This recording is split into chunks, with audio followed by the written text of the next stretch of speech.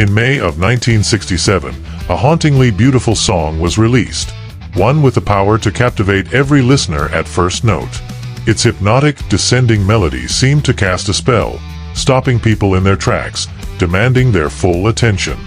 That song was A Whiter Shade of Pale by Procol Harum, one of the most successful singles of all time. Before diving deeper into the song's enigmatic lyrics, let's take a moment to appreciate the band that created it. Procol Harum was formed in 1967 in Southend-on-Sea, England, by pianist and vocalist Gary Brooker and lyricist Keith Reid. Their sound was a unique blend of rock, classical influences, and poetic lyricism. Unlike most bands at the time, Procol Harum's music often carried a sense of grandeur, largely thanks to their use of a Hammond organ, played by Matthew Fisher, which became a defining feature of A Whiter Shade of Pale. The band's name itself was mysterious, reportedly derived from a friend's cat's name, which was misspelled from Procol Harum, a Latin phrase sometimes loosely translated as "beyond these things." The band's debut single, A Whiter Shade of Pale, catapulted them to fame almost overnight, topping charts in the UK and reaching number 5 on the Billboard Hot 100. Now, let's explore the poetic and enigmatic lyrics that made this song so unforgettable. Arriving just before the dawn of the legendary Summer of Love, it became an anthem of that era. However, beyond its mesmerizing melody, the song's lyrics, written in a uniquely evocative style, invite a deeper appreciation. They are not straightforward. Rather, they conjure vivid, dreamlike images open to interpretation. Lyricist Keith Reid once explained, "I was trying to conjure a mood. I wanted to paint an image of a scene. I wasn't trying to be mysterious. I was trying to be evocative." Instead of following a conventional storytelling structure, scene A leading to scene B and then scene C, the song unfolds as a series of poetic metaphors. It invites listeners to piece together their own meaning based on how the imagery makes them feel. Yet, despite its abstract nature, the lyrics ultimately reveal a familiar narrative, the timeless tale of heartbreak. A man losing a woman he doesn't want to let go of. Or, as Keith himself put it, a simple girl leaves boy story. With this in mind, what once seemed like a cryptic set of lines suddenly takes shape as a narrative. The first verse, "A night of excess. We skipped the light fandango, turned cartwheels, crossed the floor." Right away, the opening lines paint a vivid scene of dancing. The fandango is a lively Spanish dance, and tripping the light fantastic, which this phrase plays upon, is a poetic way of describing dancing.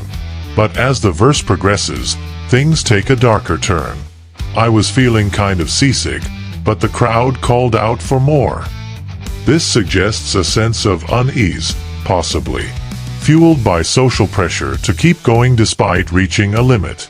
The choice of the word seasick is particularly interesting, as it's the first of many nautical-themed references woven throughout the song. "The room was humming harder as the ceiling flew away. When we called out for another drink, the waiter brought a tray."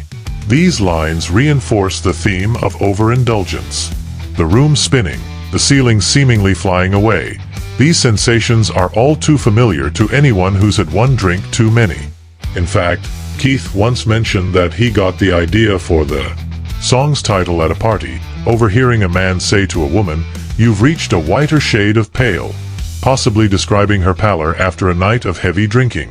While Keith himself later stated that the song isn't necessarily about alcohol, the inspiration behind the phrase suggests that at least part of the song's imagery may have stemmed from that setting. The chorus, a mysterious literary connection. "And so it was that later, as the miller told his tale, that her face, at first just ghostly, turned a whiter shade of pale." The mention of the miller's tale is one of the most intriguing aspects of the song. For those unfamiliar, The Miller's Tale is a story from Geoffrey Chaucer's Canterbury Tales, a collection of medieval stories told by pilgrims on their way to Canterbury. The miller's particular tale is crude and humorous, centering on deception, infidelity, and a ridiculous series of events involving a student tricking a carpenter so he can sleep with his wife. The imagery in A Whiter Shade of Pale, lines about the ceiling flying away, seasickness, and a ghostly transformation, seems to align strangely well with elements of Chaucer's story. And yet, incredibly, Keith Reid later admitted he had never read The Miller's Tale when he wrote the lyrics. Any connections between the two are purely coincidental, or, if you believe in such things, an eerie example of subconscious influence. The second verse. The heartbreak story takes shape. The song's true narrative becomes clearer in the second verse. She said, "There is no reason, and the truth is plain to see." Rather than starting at the beginning of a breakup, the verse drops listeners directly into the moment after the decision has been made. The woman has already ended the relationship, and the narrator is struggling to understand why. "But I wandered through my playing cards, and would not let her be one of 16 Vestal virgins who were leaving for the coast." This metaphor is particularly striking. In Roman history, Vestal virgins were priestesses sworn to chastity, but here they seem to represent unattached women moving on with their lives. The narrator refuses to accept that his lover is now among them. "And although my eyes were open, they might just as well have been closed." This line perfectly captures denial, the first stage of grief. The narrator sees the breakup happening, but emotionally, he refuses to process it. A new perspective on the chorus. At this point, the chorus takes on a new meaning. The woman's face, turning a whiter shade of pale, may now represent the death of the relationship itself. In the first verse, she appeared just ghostly, indicating that trouble was on the horizon. But in the chorus, she becomes even paler, suggesting that the finality of the breakup has now set in. It's a poetic way of expressing loss, one that resonates deeply with listeners, even if they interpret it differently. The lost third and fourth verses. Most people only know the first two verses, as those are the ones included in the album and radio versions. However, Keith Reid actually wrote 4 verses in total. The third verse, rarely heard, continues the breakup story.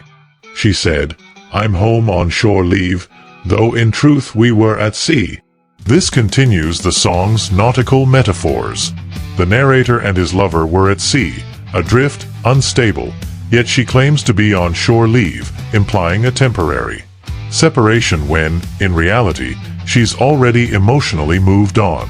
Perhaps part of the magic of A Whiter Shade of Pale is that it operates on multiple levels. At first listen, it feels like a dreamlike collection of mysterious imagery. But beneath the poetic abstraction lies a simple, universal theme: heartbreak. The song's unusual structure, painting emotional pictures rather than following a linear story, invites endless interpretation, making it timeless. Whether listeners relate to its surreal atmosphere, its references to literature, or its deeply human portrayal of loss, it remains one of the most hauntingly beautiful songs in music history. Over 5 decades later, A Whiter Shade of Pale remains one of the most hauntingly beautiful and enigmatic songs in rock history. From its hypnotic organ melody to Keith Reid's surreal storytelling, it's a song that continues to spark discussion and interpretation. Even Procol Harum themselves likely didn't anticipate the cultural impact their debut single would have, yet it has stood the test of time. Covered by countless artists and featured in films, commercials, and TV shows. Despite the many theories surrounding its meaning, perhaps the magic of A Whiter Shade of Pale lies in its ability to let listeners create their own interpretations. What do you think the lyrics truly mean? Let us know in the comments below. If you enjoyed this deep dive into rock history, don't forget to like, subscribe, and hit the notification bell for more legendary rock stories. This is Rock Fame Diaries. Thanks for watching, and see you in the next one.